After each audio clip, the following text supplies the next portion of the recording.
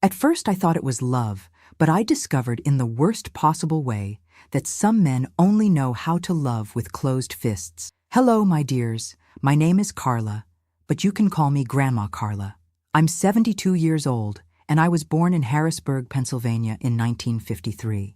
Today, I want to share with you a story that I've kept deep in my heart for over 40 years. A story that even my own grandchildren don't fully know. Before I begin, I'd like to ask where you're watching this video from. Leave it in the comments below. I love knowing that my voice is reaching so many different corners of America. And if you could, please give this video a thumbs up and subscribe to the channel. It helps this old lady continue sharing her stories. Harrisburg in the 70s was quite different from what it is today. The cobblestone streets, the old houses with their large iron gates, the smell of the Susquehanna River.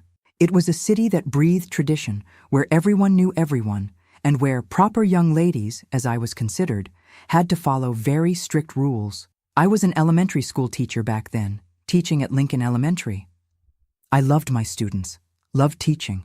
I was 25, with long black hair down to my waist, and they said I had the liveliest eyes in town. I'm not bragging, my dears, it's just that back then I really was full of life, full of dreams. I thought the world was at my feet. My mother, Mrs. Zulmira, was always telling me, "Carla, girl, you need to find a husband. An unmarried schoolteacher doesn't look good." That's how it was back then, you see. Women had to get married, have children, take care of the house. It didn't matter if you were happy doing other things. The path was already laid out for us. It was at a school fundraiser that I met Mark. My goodness, how handsome that man was.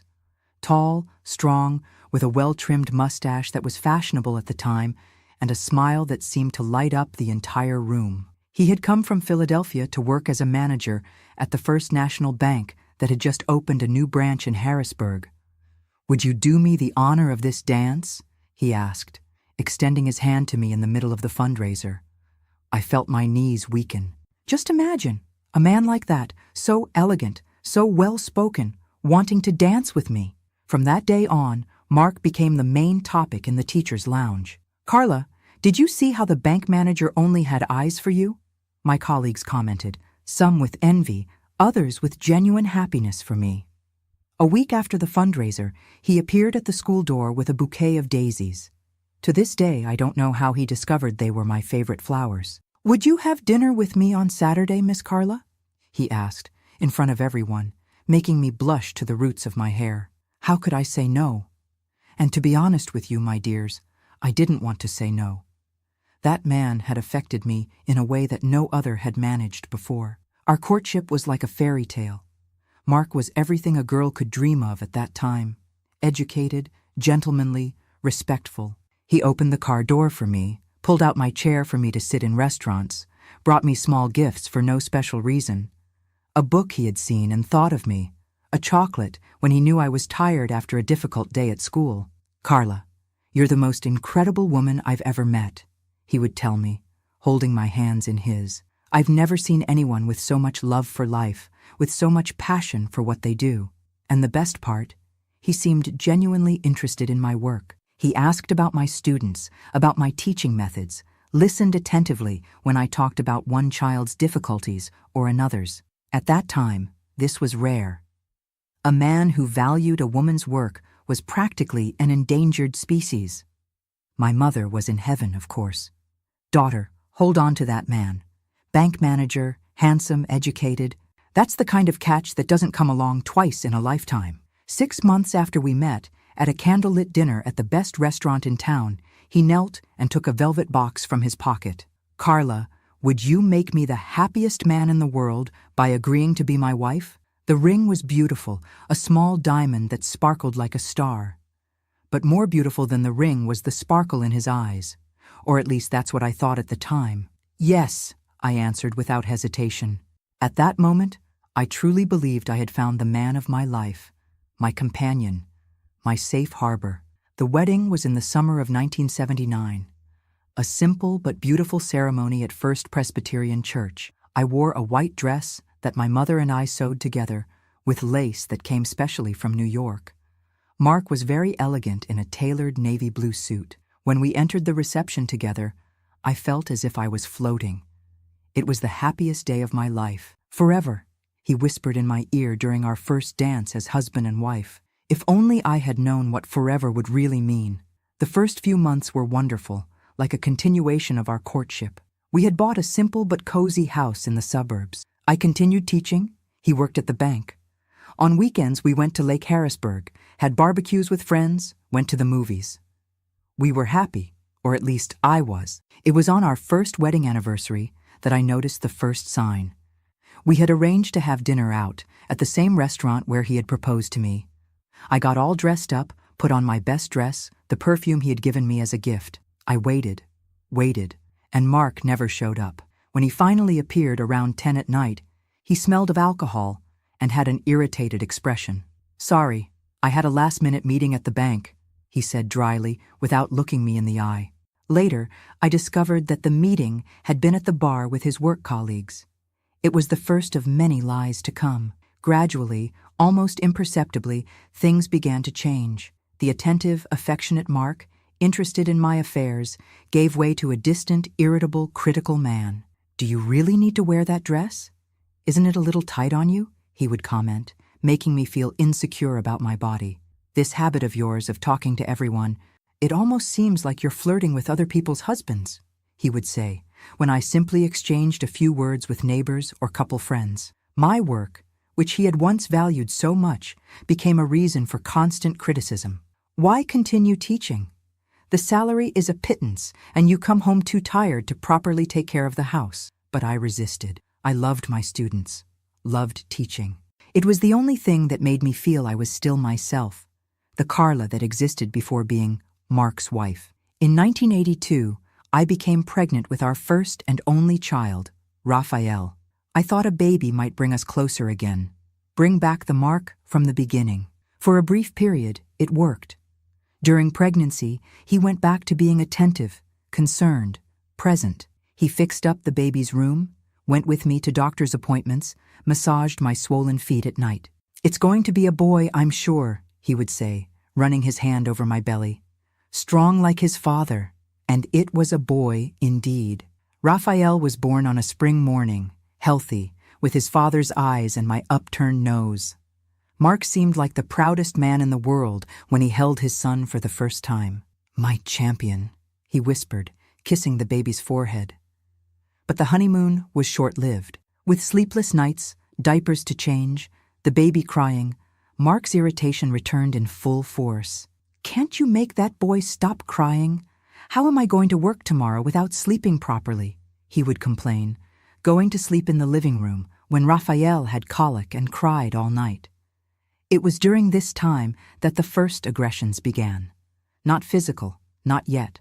They were words, looks, heavy silences that hurt more than slaps. "Look at the state of this house. It doesn't even look like you stay here all day. What do you do, huh?" What did I do? I took care of a baby, breastfed every 3 hours, washed mountains of dirty baby clothes, tried to cook, clean, be a good mother and a good wife, all at the same time, alone, without help. Gradually, I began to close myself off, to keep quiet, trying not to provoke that constant irritation. I learned to predict what might bother him and avoided doing anything that could trigger it. The house always impeccable, dinner always ready at the right time, the baby always clean and calm when he arrived. It was like walking on eggshells all the time. When Raphael was about 2 years old, I needed to go back to teaching. Mark's salary, although good, wasn't enough, or at least that's what he said. Later I discovered that a good part of the money went to alcohol, gambling, and, well, other women. Going back to the classroom was like breathing again after being submerged for a long time. Among the children, with my books and notebooks, I returned to being myself, not the frightened shadow I had become at home, but teacher Carla, confident, cheerful, respected. I think that's what he couldn't stand. Seeing that, outside the house, away from him, I could still be happy. The accusations of betrayal started soon after. For no reason at all, without the slightest evidence. "Who is he?" Mark would ask out of nowhere while we were having dinner. "The principal? Some student's father? Tell me, Carla, who is the man who's eating my food, sleeping in my bed?" "There's no one, Mark. I've never cheated on you. I would never cheat. But it didn't help. When suspicion enters a relationship, it's like a poison that contaminates everything. He began to show up unexpectedly at school, to follow me when I went out with friends, to go through my bag, to read my lesson planning notebooks looking for non-existent notes. And then, one night in 1986, the first physical aggression happened. I had gone to a parent-teacher meeting that extended beyond what was planned. When I got home, Mark was already waiting for me at the door, his face red with anger, his eyes bloodshot from alcohol. "Where were you, you slut?" he shouted, grabbing my arm so hard that it left purple marks. "At school, Mark! At the meeting! You knew about this!" "Liar!" he yelled. And then came the first slap, strong, unexpected, which made me fall to the floor of the living room. I stayed there, paralyzed by shock, feeling the metallic taste of blood in my mouth. I couldn't believe that was happening, that the man who had once promised me eternal love was now raising his hand against me. Raphael, 4 years old at the time, watched everything from the hallway, his little eyes wide with fear. This image, my son witnessing his father assaulting me, was what hurt the most. More than the slap, more than the cruel words. "Go to your room, my love," I managed to say to him, trying to smile so as not to frighten him even more. "Mom and Dad are just talking." After that first time, it was as if a barrier had been broken.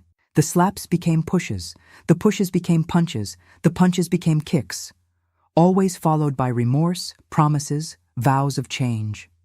"Forgive me, my love, I don't know what came over me," he would say the next day, bringing flowers, chocolates, gifts.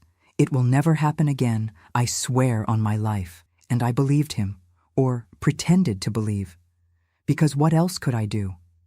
It was the 80s, in a small town, with a young child to raise. Where would I go? How would I support myself? What would people say? I tried to ask for help a few times. To my mother first. "Marriage is just like that, daughter," she said, as if being beaten was a normal part of a wife's life. "Men have a strong temperament. We need to know how to work around it, not provoke it." To a friend from school later. "Oh, Carla, are you sure? Mark seems like such a good father, such a good husband. Aren't you exaggerating a little bit?" And finally, in a moment of desperation, to the police. "Look, ma'am, husband and wife fights. We don't get involved, you know," said Sergeant Johnson, Mark's fishing buddy. I became increasingly isolated. I lost friends, lost confidence, lost joy. I lived in a constant state of alertness, always expecting the next explosion, always trying to avoid the inevitable. It was only when Raphael was 12 that I found the courage. Not for myself. I had already accepted that this would be my life. But for him, because I realized I was raising a son in a toxic environment, teaching him that love and violence could go hand in hand, that it was normal for a man to hit a woman. One night, after another session of screaming and slapping because dinner wasn't the way Mark wanted, Raphael came into my room while I was crying, trying to hide my black eye with makeup. "Mom," he said, with a seriousness that no child should have, "we need to leave. Dad will end up killing you one day." It was like a slap, another one, but of reality. My son, my boy, seeing what I could no longer see, that I was in a relationship that could cost my life. That same week, while Mark was on a business trip, later I discovered he was with his mistress in Atlantic City, I packed our things, took the savings I had been hiding for years in a false bottom of the sock drawer, and fled with Raphael to my sister's house in Pittsburgh. The divorce was a war. Mark used all his power, his connections, his money, to make me look like a crazy woman, a negligent mother, an ungrateful wife. But I had evidence, photos of the bruises, witnesses to the verbal abuse, even a recording of one of his rage explosions that Raphael had made secretly with a tape recorder. After almost a year of legal battle, I got the divorce and custody of my son. Mark kept the house and almost all the assets, but I had my freedom. And that, my dears, was priceless. We started from scratch in Pittsburgh. I got a job at a public school, rented a small but cozy apartment, made new friends. Raphael, free from the toxic environment, flourished, started smiling again, playing, being a child. For 10 years, I had no news of Mark beyond what was necessary regarding issues related to Raphael.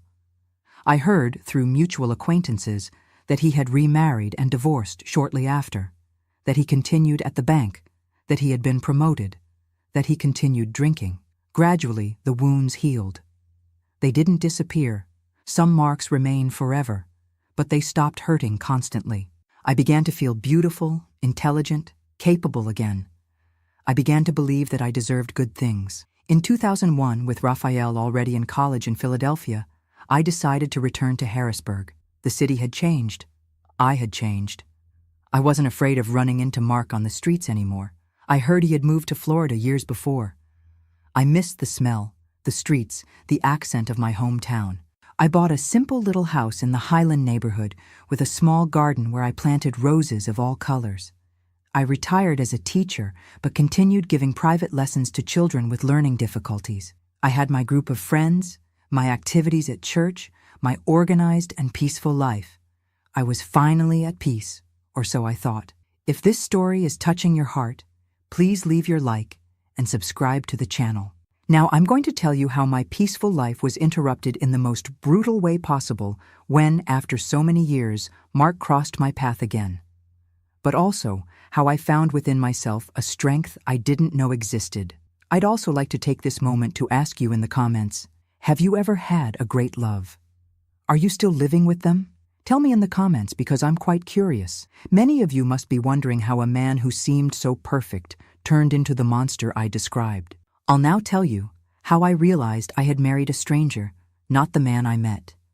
The first signs appeared so subtly that I didn't even notice. Like that story about the frog in the pot, you know? If you throw a frog into boiling water, it jumps out right away. But if you put it in cold water and heat it up slowly, the poor thing doesn't even realize it's being cooked alive. That's how it was with me. It started with small comments about my clothes. Isn't that dress a bit too showy for a teacher, Carla? Then came criticisms of my way of talking, laughing, behaving in public. Do you really need to tell all these school stories at dinner? Nobody's interested. Mark had two personalities. In public, he continued to be the perfect husband, attentive, polite, affectionate. Everyone in Harrisburg thought I had won the marriage lottery. How lucky you are, Carla. Mark is such a special man. If only they knew what happened when the doors closed. I remember a dinner at the regional bank manager's house in 1981. Mark was particularly nervous that day. It's an important opportunity, he repeated while getting ready. Don't ruin everything. I had spent the entire afternoon preparing. Hair done at the salon, the navy blue dress he thought was appropriate, discreet makeup as he preferred. I even mentally rehearsed the allowed topics. Nothing about school, nothing about politics, nothing that might seem like I had my own opinion. During dinner, the regional manager, Mr. Patterson, a bald gentleman in his 50s, asked me about my work. I got a little animated and told him about a reading project I was developing with my students. Mr. Patterson seemed genuinely interested, asking questions, praising the initiative.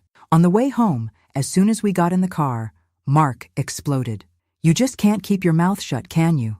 Had to show off, showing that you're a teacher, that you have ideas, that you're intelligent. But he asked Mark, what did you want me to do? Be rude? The slap came so hard that my head hit the car window. I wanted you to be discreet, to let me shine. It was my night, my chance for promotion. I arrived home with a split lip and the certainty that this was not the man with whom I had dreamed of building a life. The assaults gradually got worse.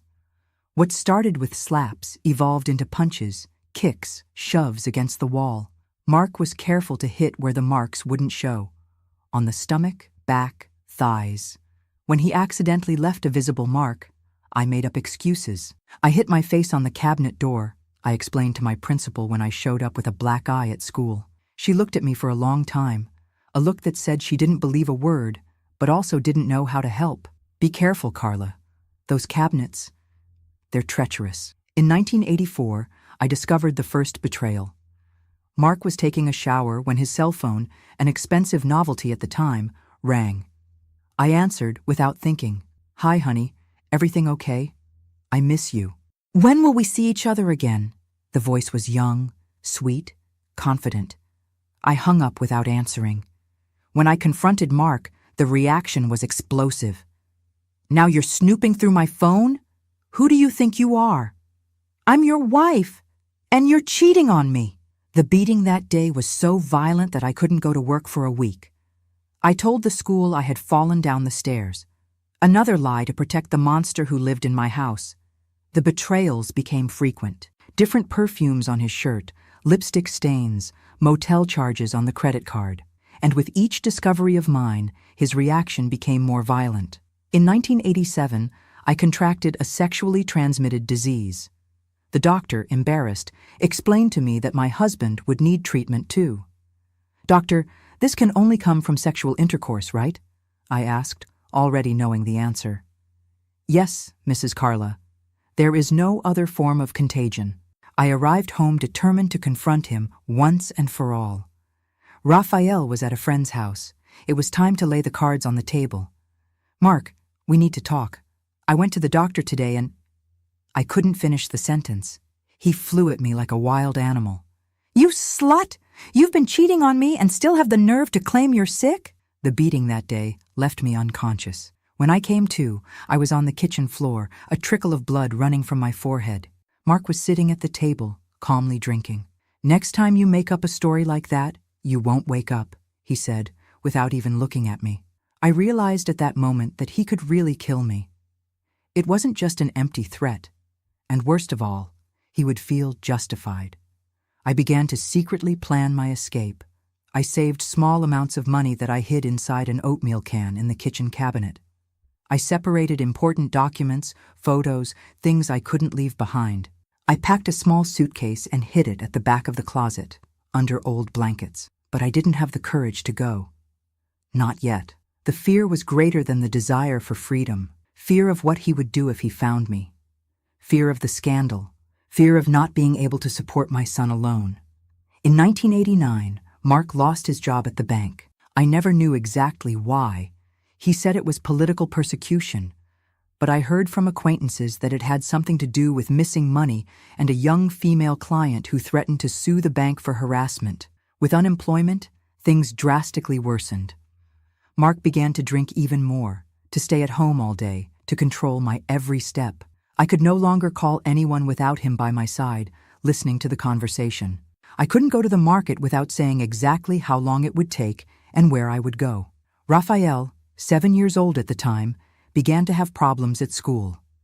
He was aggressive with classmates, inattentive in class, had constant nightmares. The school psychologist called me in for a talk.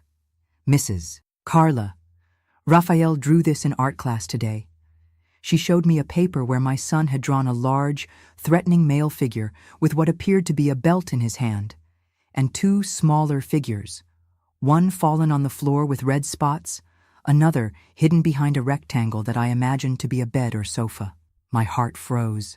"It's just his imagination," I tried to explain, without much conviction. "Mrs. Carla," the psychologist held my hands, looking directly into my eyes. "Children express on paper what they cannot say with words. Raphael is asking for help." Those words hit me like lightning. My son, my boy, was suffering, was being damaged by that situation as much as I was. And unlike me, he hadn't chosen to be there. It was the push I needed. The following week, when Mark left for a job interview, I picked up Raphael from school, the hidden suitcases, and we went to the bus station. We bought tickets to Pittsburgh, where my sister lived. "Where are we going, Mom?" Raphael asked, confused by that sudden departure. "To a safe place, my love. A place where no one will shout or hit us anymore." His little eyes widened, a mixture of fear and hope. "And Dad?" "Your father. Needs help that we can't give.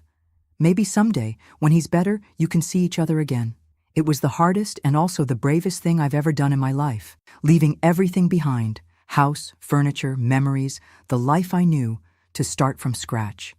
But I was absolutely certain that if I stayed, I wouldn't live to see Raphael grow up. Mark's reaction was exactly what I feared. Threatening calls to my sister's phone. "I'll find you, you slut. I'll bring my son back and you'll regret being born."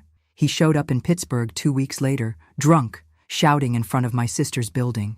The police were called. He spent the night at the police station, was released on the condition that he return to Harrisburg immediately.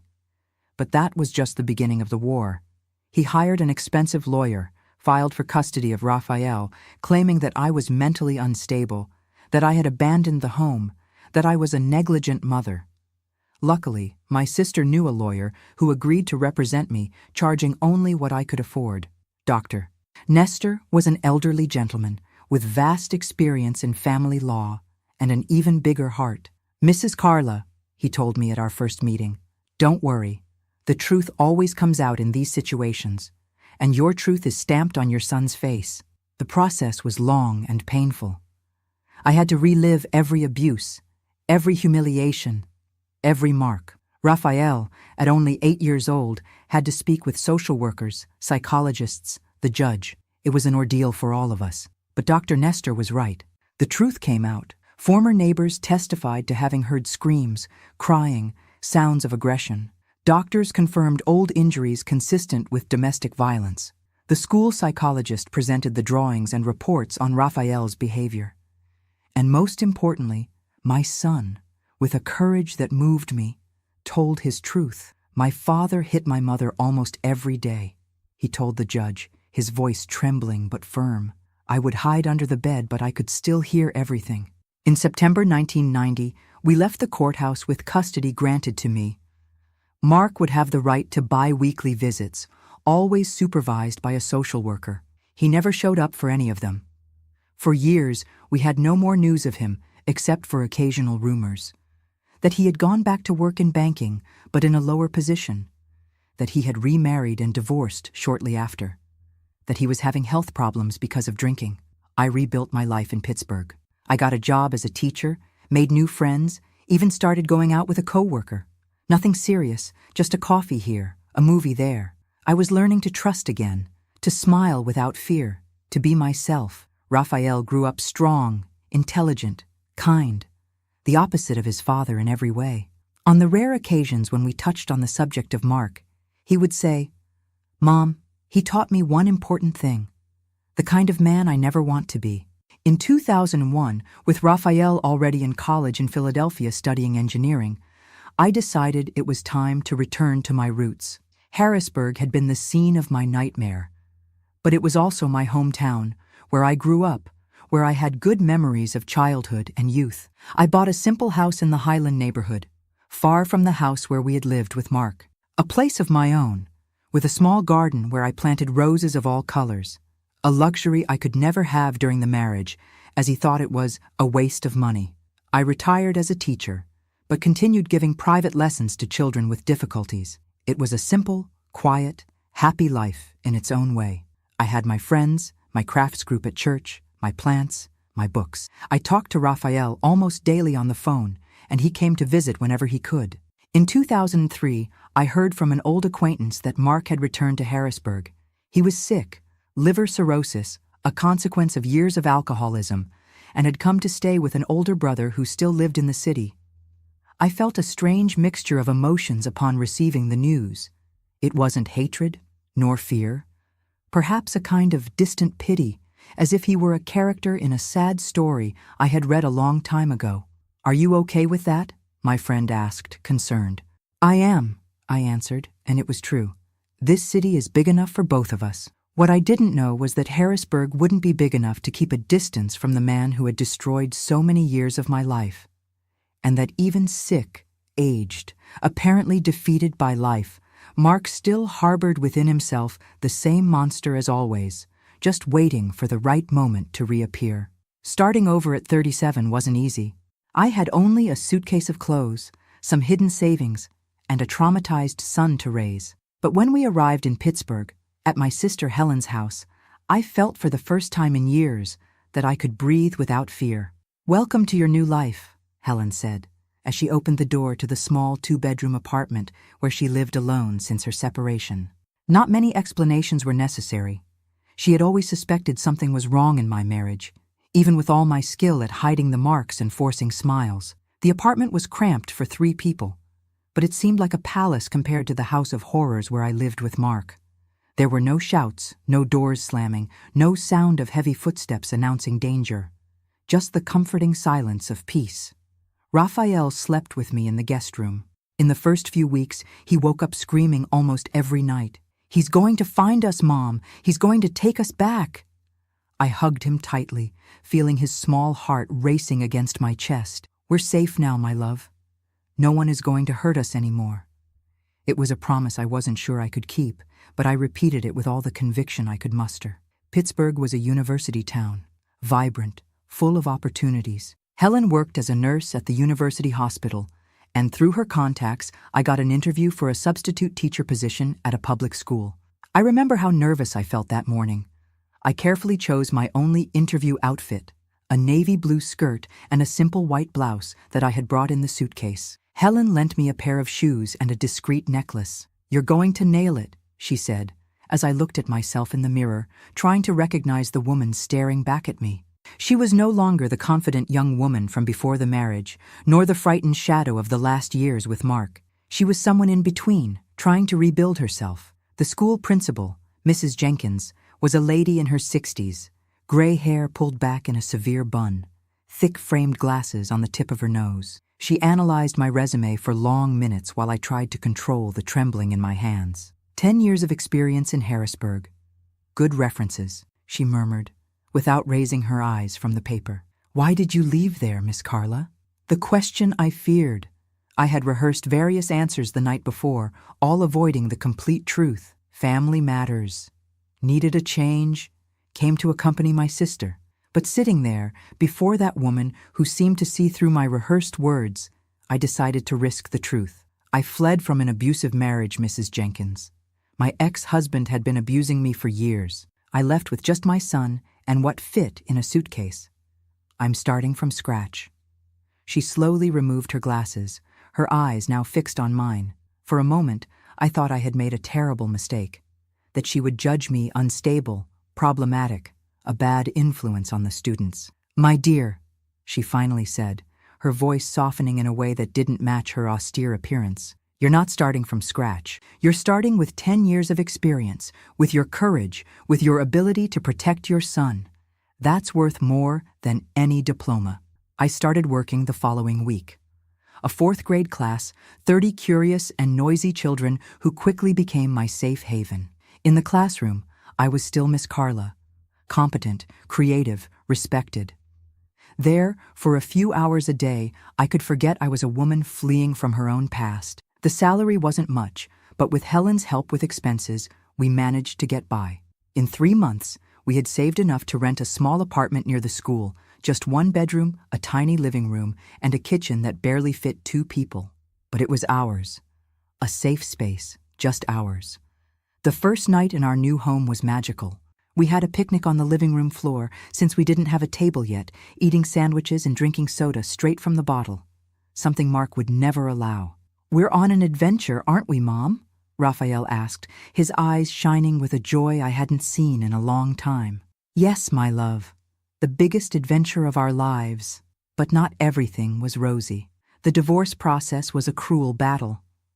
Mark used all the resources at his disposal to destroy me. He hired one of the most expensive lawyers in Harrisburg, made absurd accusations about my mental health, my ability as a mother, my morals. "She abandoned the home without reason. She ran away with my son. She has a lover in Pittsburgh," he would shout in the courthouse corridors when we met for hearings. Dr. Nestor, my lawyer, an elderly gentleman with decades of experience in family law, advised me to stay calm. "Let him show who he really is, Carla. The truth always comes out." And it did. During a particularly tense hearing, when Mark was shouting increasingly absurd accusations, the judge called for silence and addressed him. "Mr. Mark, you are exhibiting exactly the behavior that your ex-wife describes in her testimonies. Aggressiveness, emotional instability, tendency to intimidate. You're making this court's job much easier." It was a small victory that gave me strength to continue fighting. Raphael, at only 8 years old, went through evaluations with psychologists, social workers, the judge. It was painful to see him having to talk about the terrible things he witnessed, but his courage also filled me with pride. "My father hit my mother," he said during a session with the court psychologist, his voice small but firm. "I saw blood many times. She said she had fallen, but I knew it was a lie." In September 1990, After almost a year of legal battle, the judge granted me permanent custody. Mark would have the right to bi-weekly visits supervised by a social worker. "I don't want to see him," Raphael said when I told him about the visits. "I'm afraid." "You don't need to be afraid, my love. There will always be someone with you, and if you don't want to continue, we can ask the judge to review this." But it was never necessary. Mark didn't show up for any of the scheduled visits. It seemed that once he could no longer control me, he lost interest in his own son. The following years were ones of reconstruction. Slow, sometimes painful, but steady. From substitute teacher, I became permanent. We rented a larger apartment in a better neighborhood.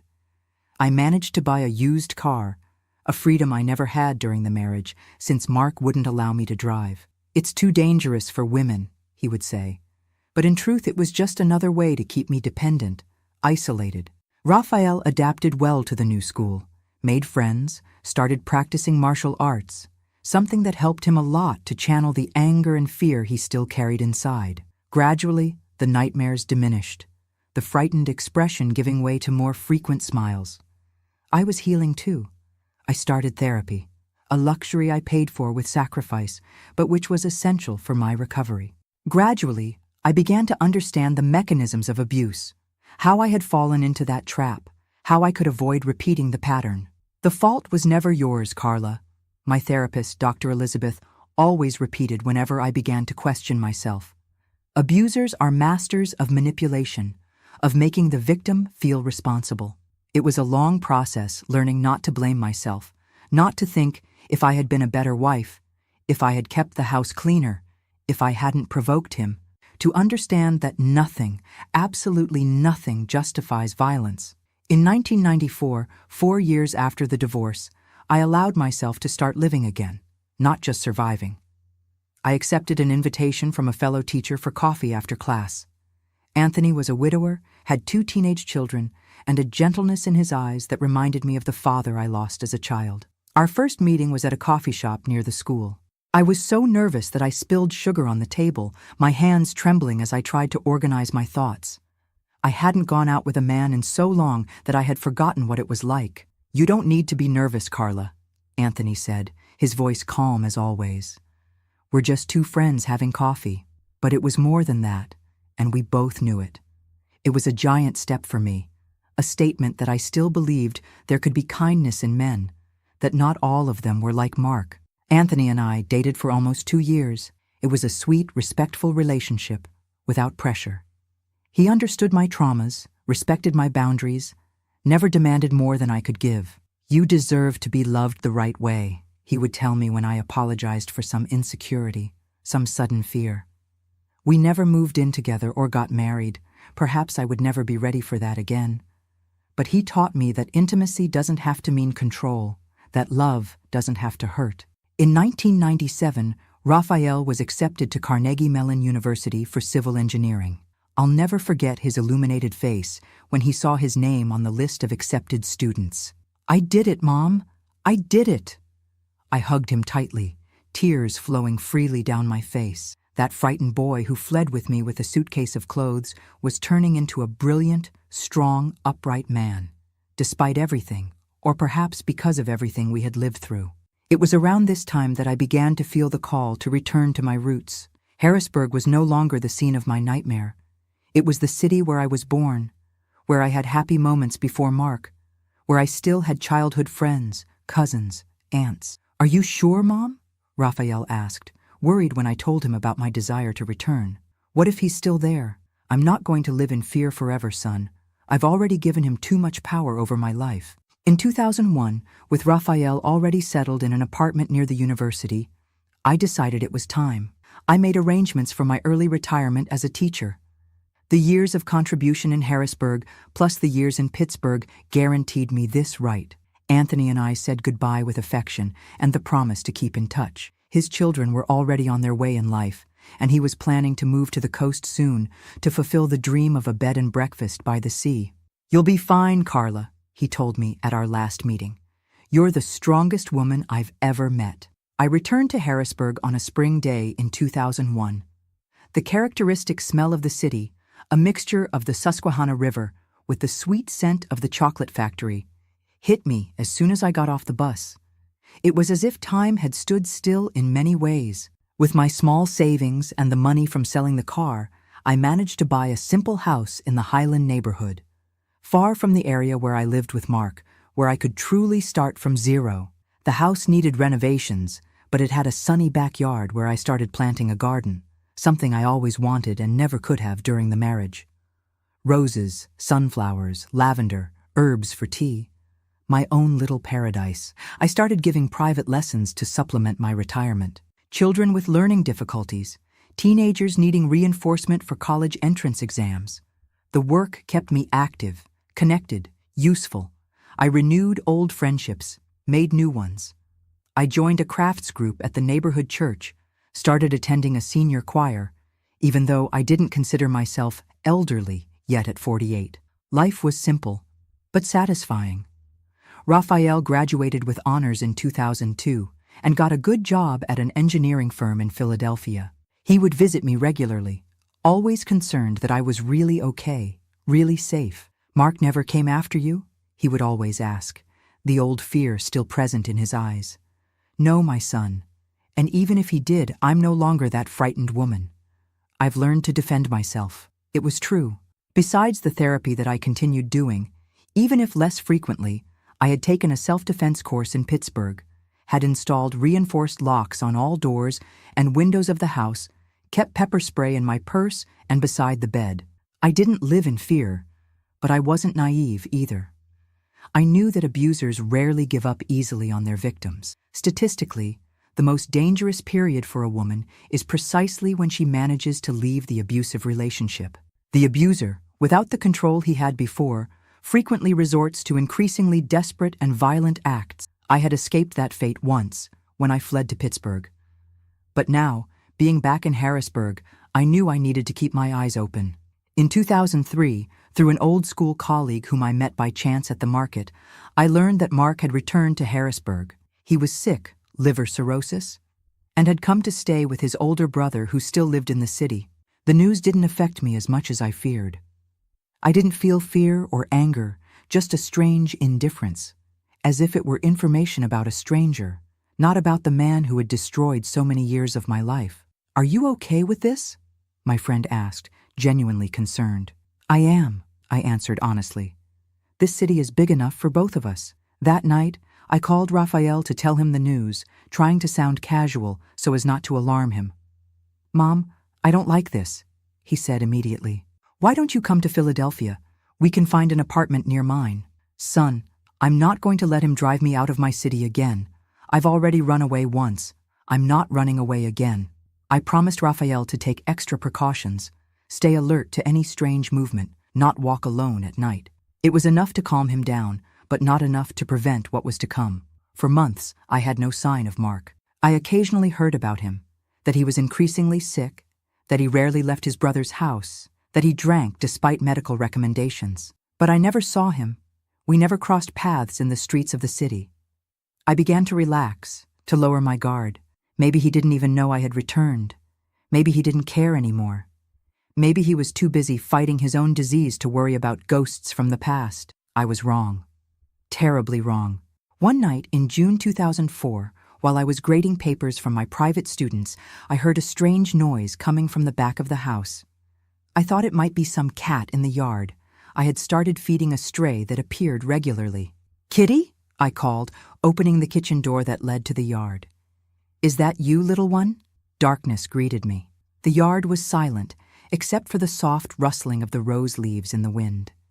I shrugged and went back inside, locking the door behind me.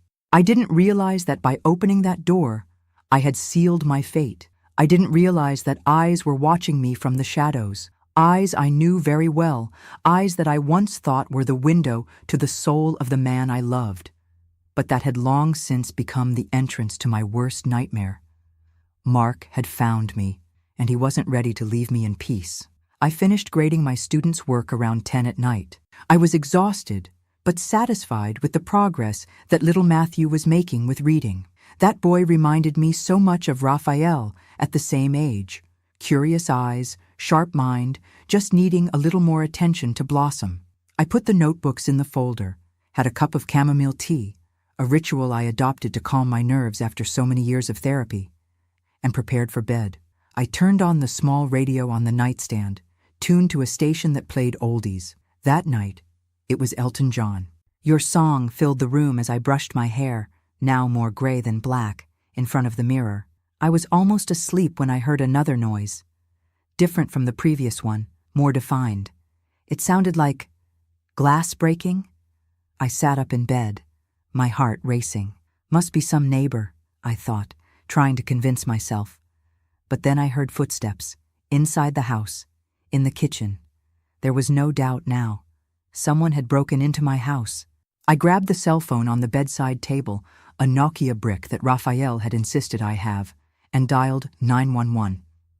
Before I could speak to the operator, the bedroom door opened. And there he was. Mark, 15 years older, his face yellowed by liver disease, thinner, hair now completely gray, but still with those same eyes. Eyes that I knew filled with false love, then saw overflowing with hatred, and now something worse. A mixture of anger, obsession, and something I can only describe as madness. "Found you, Carla," he said, his slurred voice revealing he had been drinking. "Finally found you." The cell phone fell from my hand. My entire body froze. All those years of therapy, of rebuilding, of strengthening, seemed to evaporate in an instant. It was as if I had gone back to being that terrified woman from 20 years ago. "What do you want, Mark?" I managed to ask, trying to buy time, trying to think of a way out. "It's late. I'm tired." He laughed, a dry laugh without humor. "What do I want? What do I want?" he repeated, advancing a few steps. "I want you to pay for what you did to me." "What did I do to you?" I asked, genuinely confused. "You ruined my life," he shouted, punching the wall beside him. "You humiliated me, made me lose my son, my job, my respect." The inversion was so absurd that for a moment I almost laughed. It was so typical of abusers to blame their victims, to transform themselves into martyrs in their own distorted narrative. "You ruined your own life, Mark," I replied, finding courage from I don't know where. "With your choices, your violence, your alcoholism." It was the wrong thing to say. His face contorted with rage, and he lunged at me. I tried to run, but the bedroom was small. There was nowhere to go. He grabbed me by the arms, his fingers digging into my flesh with enough force to leave marks. "You're going to listen to me now, you slut. You're going to hear everything I've kept inside for 15 years. The smell of alcohol on his breath was nauseating, mixed with the characteristic odor of the disease consuming him. I tried to break free, but he was still much stronger than me, despite his age and deteriorated health. "Let me go, Mark. I already called the police. They're on their way," I lied, trying to scare him. He laughed again. "The police? You still think they're going to help you? You never learned, did you?" With a sudden movement, he threw me onto the bed. I fell on my back, the air escaping from my lungs with the impact. Before I could catch my breath, he was on top of me, one hand squeezing my throat, the other tearing my nightgown. "I'm going to teach you a lesson you'll never forget," he growled, his face so close to mine that I felt drops of saliva spraying on my face. At that moment, something broke inside me. Not out of fear, but out of anger. Anger for everything he had done to me. Anger for all the stolen years. Anger because he thought he still had the right to touch me, to hurt me. "No!" I shouted, gathering all the strength I had in my body. "Never again!" I managed to raise my knee forcefully, hitting him between the legs. He howled in pain, loosening his grip on my neck. It was enough for me to wriggle free, rolling to the side of the bed. But he recovered quickly. He grabbed my ankle when I tried to run to the door, pulling me back. I fell to the floor, hitting my chin hard. The metallic taste of blood filled my mouth. "You're going to pay for that, you cow!" he shouted, dragging me across the floor as if I were a sack of potatoes. I fought like I had never fought before. I kicked, scratched, bit. I managed to hit his face with my nails, leaving 3 red streaks on his yellowed cheek. This only enraged him more. He slapped me so hard I saw stars, then another, and another. My face burned, my ears were ringing. I tasted blood mixed with tears. "You are mine," he continued shouting between blows. You've always been mine. No one else can have you. I don't know how long that hell lasted. Minutes? Hours? Time seemed to have lost meaning. Each blow, each insult, each violation was an eternity of pain. At some point, I stopped fighting. Not out of surrender, but strategy. The more I resisted, the more violent he became. Maybe if I pretended submission, he would lower his guard. "Please, Mark," I begged, my voice broken by crying. "You're hurting me." "It's supposed to hurt," he replied. But the tone had changed. There was a sick satisfaction now, as if my suffering was exactly what he wanted. He lifted me from the floor by my hair, dragging me back to the bed. I was semi-conscious from pain, but my mind was working frantically. I knew what would come next. I knew that, if I allowed it, it would be like going back 20 years in time, losing everything I had rebuilt with so much effort. "Let's see if you're still good for something," he said, beginning to unbuckle his belt. It was at that moment that I saw the opportunity. On the bedside table, within my reach, was the heavy ceramic lamp that I had bought at a church craft fair. With him distracted with his own belt, I extended my hand and grabbed the lamp. I didn't think twice. With all the strength I could gather, I hit his head. The impact was so strong that the lamp broke, ceramic shards flying across the room. Mark staggered backward, dazed, blood flowing from a cut on his forehead. For a moment, I thought I had succeeded, that he would fall and I could escape. But he recovered too quickly. With an animalistic roar, he lunged at me again. This time, there was nothing within my reach to use as a weapon. I tried to roll away, but he grabbed my arm, twisting it behind my back with such force that I felt something snap in my shoulder. The pain was excruciating, tearing a scream from the depths of my throat. It was as if my entire arm was on fire. He had dislocated my shoulder. "Now you're going to learn who's in charge," he growled, turning me face down on the bed, pressing my face against the pillow with such force that I could barely breathe. Panic took over. He was going to kill me. After everything, after all the struggle, all the rebuilding, I was going to die at the hands of the same man who had already stolen so many years of my life. No, I couldn't allow it. With my good arm, I desperately felt around, looking for anything I could use as a weapon. My fingers touched something cold, metallic. The scissors I used to cut paper, which I had left on the bedside table after preparing material for a student. I grabbed the scissors, hiding them in the palm of my hand. I needed a moment, just one moment of distraction from him. It came when the phone in the living room started to ring. The shrill sound broke the air, making Mark slightly loosen the pressure on my neck, turning his head toward the noise. It was all I needed.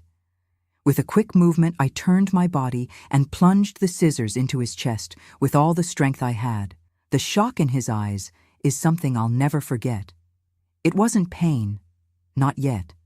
It was surprise, pure and complete surprise that I, his victim for so many years, had dared to fight back. He staggered backward, looking at the scissors buried to the handle between his ribs, blood beginning to soak his shirt. "You cow," he muttered, his voice already weak, his legs giving way under his weight. He fell to his knees first, then collapsed to the side on the bedroom floor. The blood began to form a pool around him, dark against the wooden floor. I remained paralyzed for a few seconds, unable to believe what had just happened. Then, survival instinct took over. Ignoring the excruciating pain in my dislocated arm, I crawled out of bed, picked up the cell phone that had fallen on the floor, and dialed 911 again. "Emergency," answered a female voice on the other end. "I need help," I managed to say, my voice trembling uncontrollably. "My ex-husband broke into my house.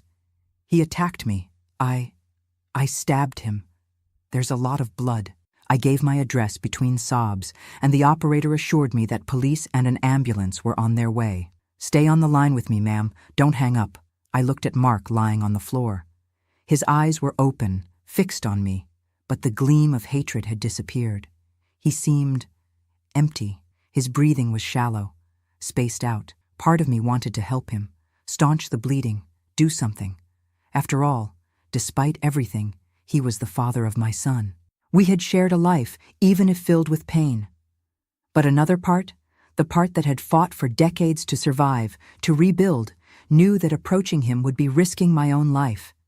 Even wounded, even dying, he was still dangerous. I stayed in the farthest corner of the room, the phone pressed against my ear, my eyes fixed on him, ready to run if he moved. He didn't move. Even before the police arrived, Mark stopped breathing. His eyes, those eyes that once made me believe in fairy tales, became glazed, lifeless. The police arrived first, then the ambulance. The house was soon full of people, police officers taking photos, paramedics confirming the death, curious neighbors gathered on the sidewalk. I was taken to the hospital to treat my dislocated shoulder and other injuries. The doctor on duty, a young man of no more than 30, looked at my body covered in bruises and cuts with an expression that mixed horror and compassion. "Ma'am, I need to document these injuries," he said gently. "For the process, of course. I had killed a man. Even in self-defense, even after everything he did, I had taken a life. There would be consequences. At the police station, after being medicated, I gave my statement. I told everything, not just about that night, but about the 20 years of abuse, about the escape to Pittsburgh, about the difficult divorce, about my return to Harrisburg. The detective, a middle-aged man with deep circles under his eyes, listened in silence, occasionally taking notes. "Do you have evidence of the history of violence?" he asked when I finished my account. "I have the divorce proceedings, the medical reports from that time, my son's testimony, witnesses in Pittsburgh and Harrisburg," I replied, exhausted but determined. "And I have this." I pointed to my body marked again by that man who swore to love me. I was released the following morning, after paying bail. The case would be investigated. There would be a trial. But the detective made it clear that everything indicated self-defense. As I left the police station, I found Raphael waiting for me. He had driven all night from Philadelphia after receiving the call from the police. "Mom," he shouted when he saw me, running to hug me carefully, aware of my injuries. "My God, look what he did to you." I hugged him with my good arm, the tears finally escaping after hours of emotional shock. "It's all okay now, son. All okay." But it wasn't, not really. I had killed a man, the father of my son, and although it had been in self-defense, although he had deserved it 1,000 times over, something inside me had changed forever that night. The following days were a blur of testimonies, examinations, consultations with lawyers. Raphael insisted that I go live with him in Philadelphia, at least until the trial. "I can't stay here, son," I agreed, looking at the house that had become my refuge and was now stained by yet another terrible memory. "But I also can't stay in Philadelphia forever. I need to face this, resolve this." The investigation took 3 months. Testimonies were collected from everyone who knew our history. Former neighbors in Harrisburg, colleagues from Pittsburgh, doctors who had treated me over the years, even Mark's brother with whom he had been living. To my surprise, his brother testified in my favor. Mark never got over the divorce, he told the police. He drank more and more, talked about getting revenge on his ex-wife. When he discovered she had returned to Harrisburg, he became obsessed. I started hiding the car keys so he wouldn't go out at night, but that night, I didn't realize he had left. The autopsy revealed that Mark's liver was completely destroyed by cirrhosis. According to the medical examiner, even without the scissors wound, he probably wouldn't have lived more than a few months. "In a way, ma'am, you only accelerated the inevitable," said the coroner during his testimony, receiving a disapproving look from the prosecutor. The trial took place in February 2005, 8 months after that terrible night. The court was full. Cases like mine weren't common in Harrisburg, especially involving people known in the community as Mark and I were. My lawyer built a solid defense based on the documented history of violence, the physical evidence of the break-in and assault, and the witnesses who confirmed Mark's obsession. The prosecutor, a young man with evident political ambitions, tried to paint me as a vindictive woman who had lured her sick ex-husband into a trap. But his allegations fell apart when we presented the photos of my injuries from that night, the medical report confirming the dislocated shoulder, the broken teeth, the cuts and bruises all over my body. After 3 days of trial, the judge announced his decision. This court recognizes that the defendant acted in self-defense, fearing for her life after being brutally attacked in her own residence. All evidence confirms that there was no other viable option to preserve her physical integrity. I declare the defendant innocent of all charges. A murmur ran through the court. I looked at Raphael, seated in the first row, tears streaming down his face as he silently applauded. At Helen, my sister, who had traveled from Pittsburgh to be with me.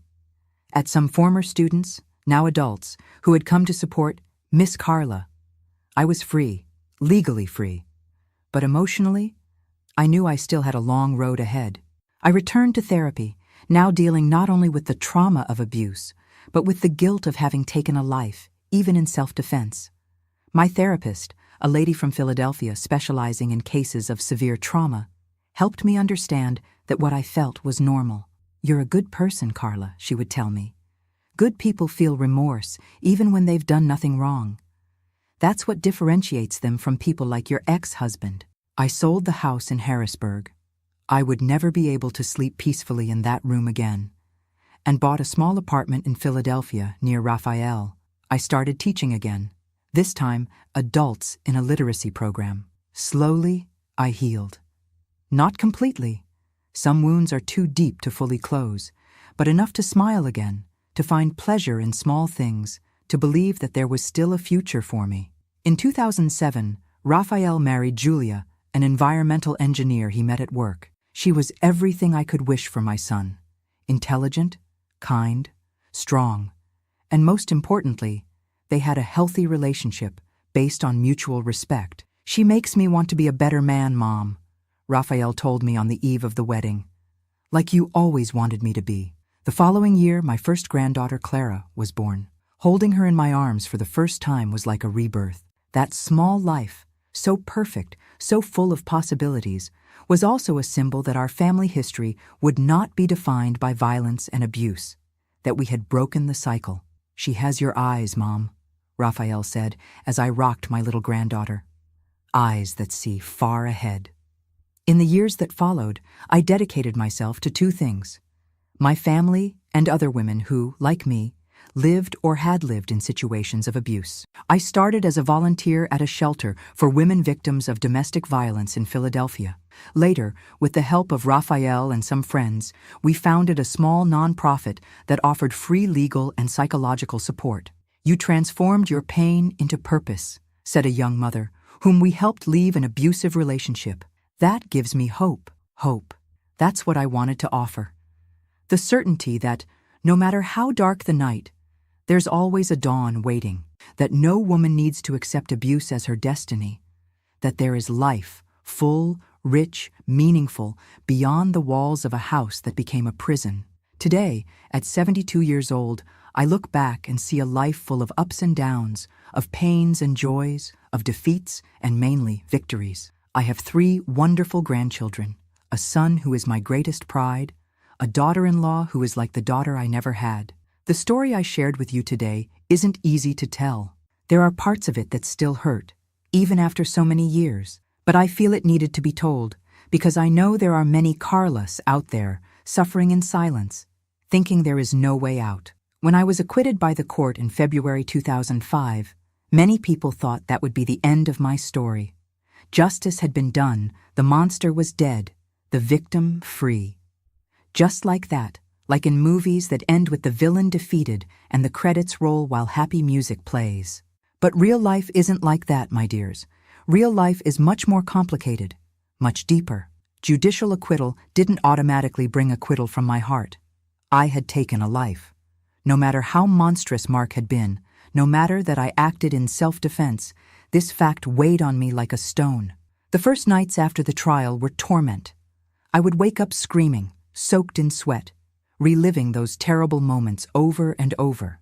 I saw the blood spreading across the floor, his eyes losing their gleam, felt the scissors sinking into his flesh, and I would wake up with my heart racing, nausea rising in my throat.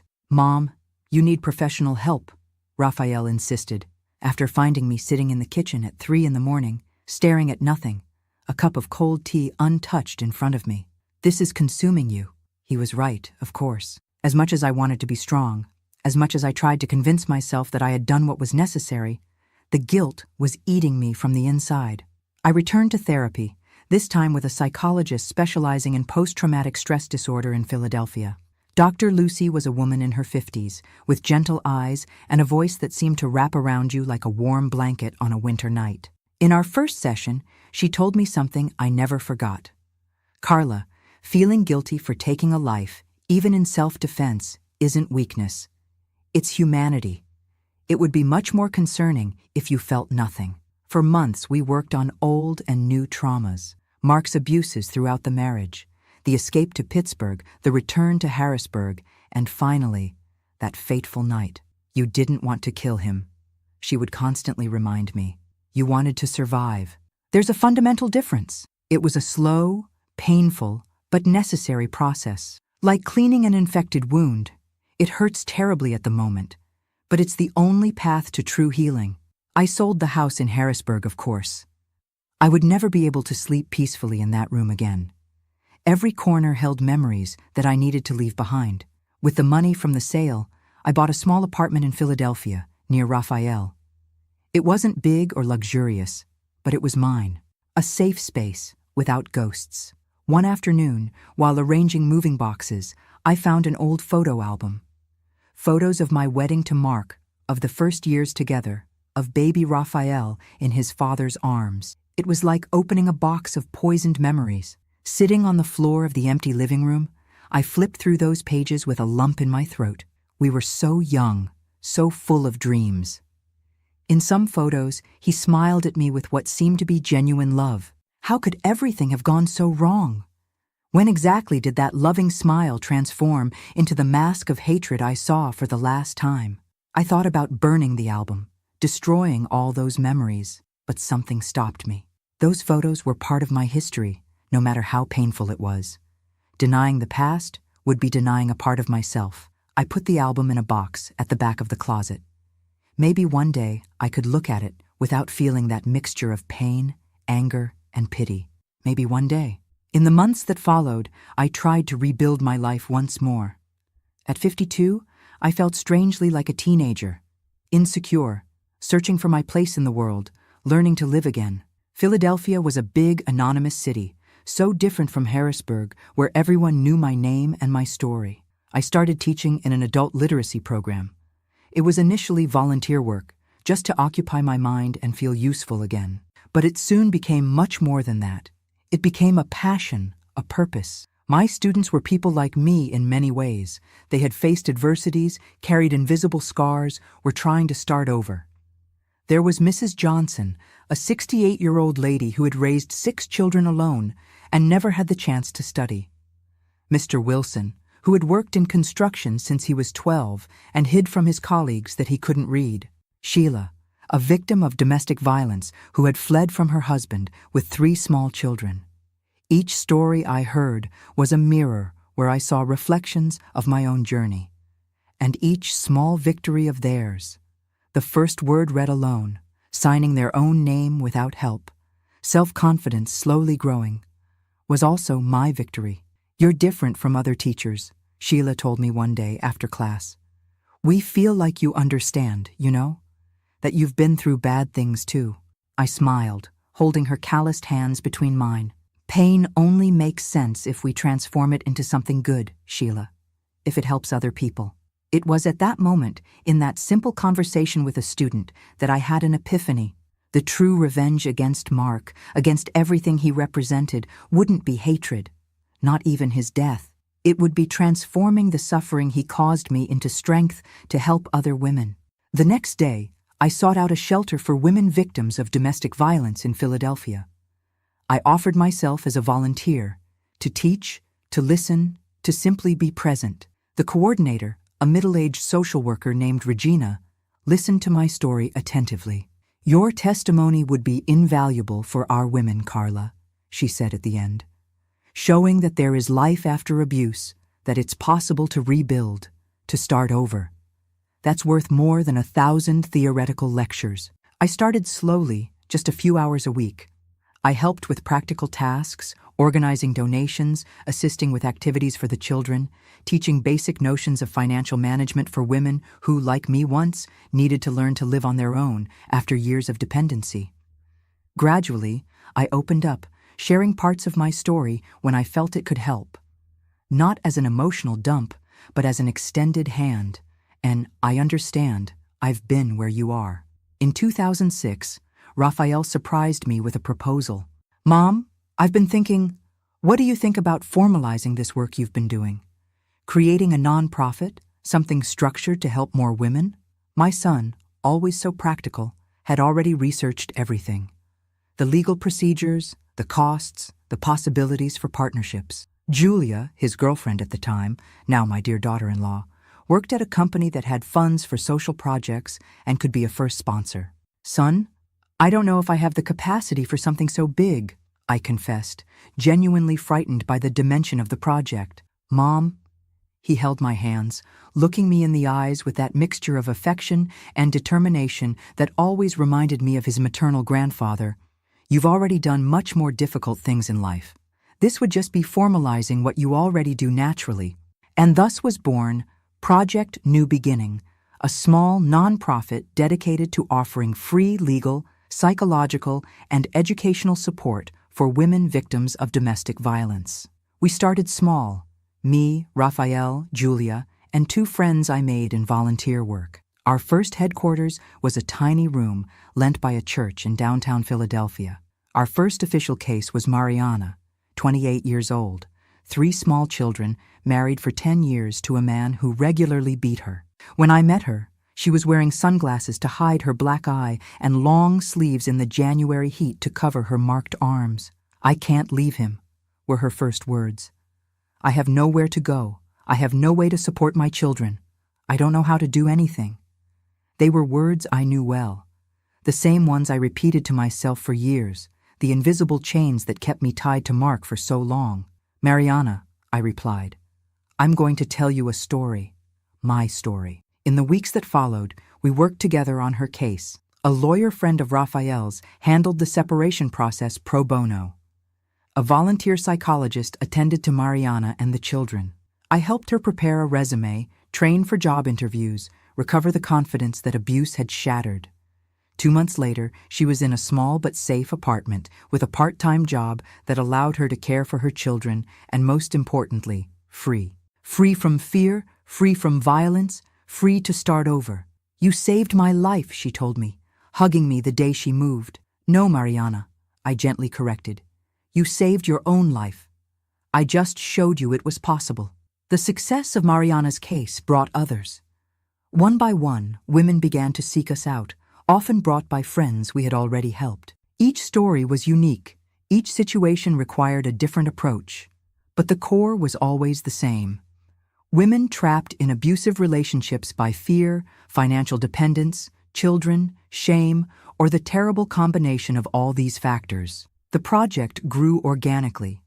In 2007, we secured a larger headquarters, permanent staff, partnerships with companies and public agencies. Raphael, trained in engineering but with a natural talent for administration, took care of the financial and structural part. I was the heart of the operation, the bridge between the women we helped and the services we offered. It was in that same year that Raphael and Julia got married.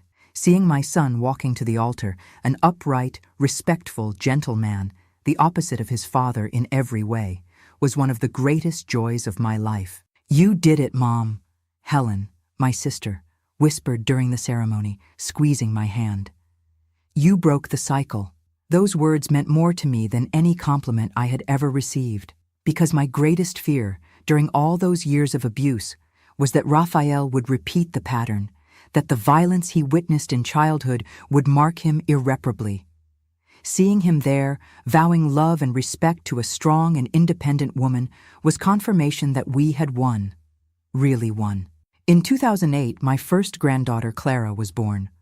Holding her in my arms for the first time was an almost mystical experience. That small life, so perfect, so full of possibilities, represented the continuation of a lineage now purified from the poison of abuse. She'll grow up knowing her worth, Mom, Raphael told me as I rocked my little granddaughter. She'll never accept less than respect and true love. As you taught me. The following years were of constant growth, both for the project and for me personally. In 2010, we were invited to expand our work to other cities in Pennsylvania. In 2012, we published a booklet on identification and prevention of abusive relationships that was adopted by public schools throughout the state. In 2015, at 62 years old, I received an invitation to give a lecture at the University of Pennsylvania about our work. I remember the nervousness I felt climbing onto that stage in front of hundreds of social work, psychology, and law students. "I'm not an academic," I began, my voice trembling. "I'm just a woman who lived to tell a story, and who decided to transform that story into a bridge for other women."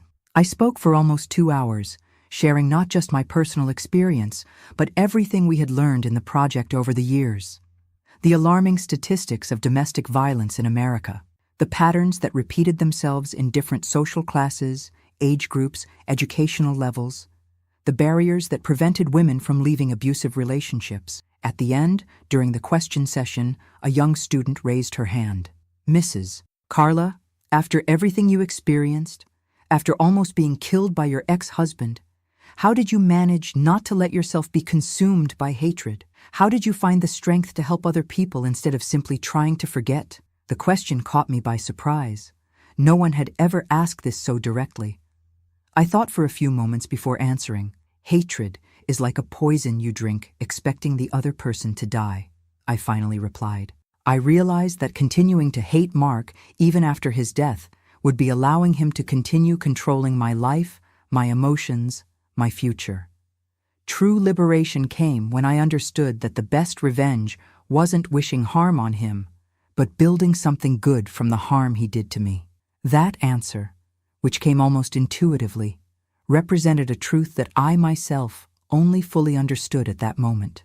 My true revenge against Mark wasn't the scissors I plunged into his chest that terrible night. It was each woman we helped leave an abusive relationship, each child who would grow up without witnessing violence at home, each cycle of abuse we managed to break. That's what I want to share with you today, my dears. That true justice doesn't necessarily come from the courts, although they are important. True justice, true liberation, comes from transforming our pain into purpose, our scars into strength to help others. Today, at 72 years old, I look back and see a life that, despite all the pain, was worth living. I have 3 wonderful grandchildren, Clara, now 17, following in her father's footsteps in engineering, Peter, 14, passionate about music and literature, and little Louise, 10, who tells me she wants to be a helper of women, like Grandma when she grows up. Project New Beginning continues to grow, now with offices in 5 cities in Pennsylvania, helping hundreds of women annually.